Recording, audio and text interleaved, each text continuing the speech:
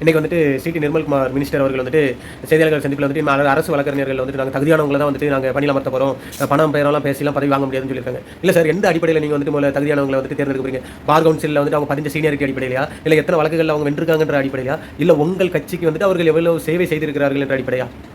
அப்படியே நீங்கள் புதுசாக தேர்ந்தெடுத்தாலும் அவர்களை வந்துட்டு என்னென்ன வழிமுறையில் வந்துட்டு நீங்கள் தேர்ந்தெடுத்தீங்க, அவர்களை எப்படி வந்து மதிப்பீட்டு பண்ணீங்க, என்னென்ன மதிப்பெண்கள் போட்டீங்க அப்படின்றது உங்களால் வந்துட்டு வெளிப்படையாக வெளியிட முடியுமா? நீங்கள் வந்துட்டு நீதித்துறையில் வந்துட்டு வெள்ளரிக்கை கேட்டீங்களா? இப்போ நான் கேட்கேன் சார், இப்போ அரசு வழக்கறிஞர்கள் வந்துட்டு தேர்ந்தெடுத்த பிறகு அவர்களுடைய கல்வி தகுதி, அவர்களுடைய பெயர் பட்டியல், அவர்களுடைய எப்படி வந்து அவங்களை மதிப்பீடு பண்ணீங்க, அவர்கள் நீதிமன்றத்திற்கு ஆற்றிய முன்னுரிமை, அவர்கள் நீதிமன்றத்தில் என்னெல்லாம் கேஸ் வந்துட்டு இதுனிருக்காங்க அப்படின்ற ஒரு தகவல், அது போக வந்துட்டு உங்கள் கட்சியில் அவர்கள் வந்துட்டு என்னென்ன பொறுப்புலலாம் வந்துட்டு இதுனிருக்காங்க அப்படின்ற ஒரு தகவலை வெள்ளை அறிக்கையாக உங்களால் வெளியிட முடியுமா? இல்லை அவங்க தேர்வில் வந்துட்டு ஒரு ஓய்வு பெற்ற நீதிபதியை வச்சு ஒரு குழு அமைத்து அவர்களை தேர்வு செய்ய போறீங்களா, இல்லைன்னா உங்கள் அமைச்சர்கள் உங்கள் நிர்வாகிகளை வைத்து அவர்களை தேர்வு செய்ய போகிறீர்களா? தகுதி என்ற சொல்லை கேடயமாக பயன்படுத்தி எப்படி நீங்கள் ஆளும் தரப்பு நிர்வாகிகளுக்கு தான் அந்த பதவியெல்லாம் போட போறீங்க? அப்போ ஏன் பழைய அந்த அரசு வக்கீல்களை வந்துட்டு நீங்கள் பணம் கொடுத்து தான் வந்துட்டு பதவிக்கு வந்த மாதிரி ஏன் சித்தரிக்கிறீங்க?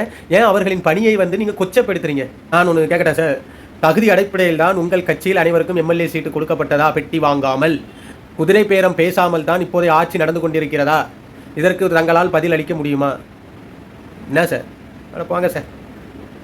ஏதோ ஒன்று பேட்டி கொடுக்கணும்னு இதற்கு முன்னாடி பணியாற்றிய அரசு வழக்கறிஞர்களை இதை போன்று கெட்டவர்களாக சித்தரிக்கவும் வேண்டாம், அவர்களை கொச்சைப்படுத்தவும் வேண்டாம். இது எனது அன்பான வேண்டுகோள் மினிஸ்டர் சார்.